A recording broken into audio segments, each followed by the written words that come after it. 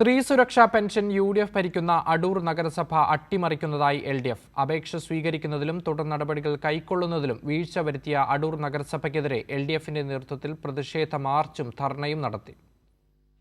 സംസ്ഥാന സർക്കാർ നടപ്പിലാക്കിയ സ്ത്രീ സുരക്ഷാ പെൻഷൻ അടൂർ നഗരസഭാ ഭരണസമിതി അട്ടിമറിക്കുന്നതായാണ് ആക്ഷേപം. ജനങ്ങളുടെ ക്ഷേമ പ്രവർത്തനങ്ങളിൽ ഇടപെടുന്നതിനു പകരം VD സതീശന്റെ ജാഥ വിജയിപ്പിക്കാനാണ് ഭരണസമിതിയുടെ താൽപര്യമെന്ന് CPM Adoor area secretary S. Manoj ആരോപിച്ചു. ഈ നാട്ടിലെ മുഴുവൻ തദ്ദേശഭരണ സ്ഥാപനങ്ങളും സ്ത്രീ സുരക്ഷാ പെൻഷൻ എല്ലാവർക്കും അവരുടെ അക്കൗണ്ടിലേക്ക് എത്തിച്ചു കഴിഞ്ഞപ്പോഴും അടൂർ മുനിസിപ്പാലിറ്റി അതിനുവേണ്ട യാതൊരു നടപടിയും സ്വീകരിച്ചില്ല എന്ന് മാത്രമല്ല, കഴിഞ്ഞ കൗൺസിൽ യോഗത്തിൽ ഇടതുപക്ഷ ജനാധിപത്യത്തിൻ്റെ പ്രവർത്തകർ ഇത് കൊടുക്കുന്നത് സംബന്ധിച്ച് ഉന്നയിച്ചപ്പോൾ വളരെ നിസ്സാരമായി അതിനെ അവഗണിക്കുന്ന സമീപനമാണ് സ്വീകരിച്ചത്.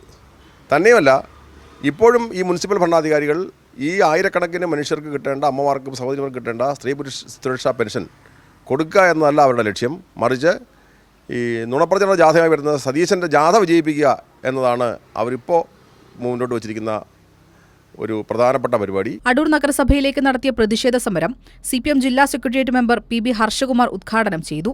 പ്രശ്നങ്ങൾ ഉടൻ പരിഹരിക്കുമെന്ന മുനിസിപ്പൽ സെക്രട്ടറിയുടെ ഉറപ്പിന്മേലാണ് സമരം അവസാനിപ്പിച്ചത്.